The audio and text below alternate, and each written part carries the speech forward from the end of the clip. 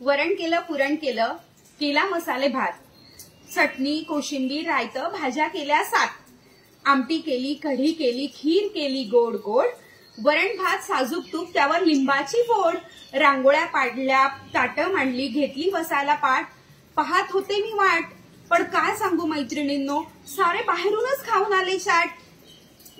सारं केलं, वाया गेलं, डोळ्यात आलं पाणी, पण दर्शनराव म्हणतात, पूर्वा जेवायला वाढ ना ग राणी.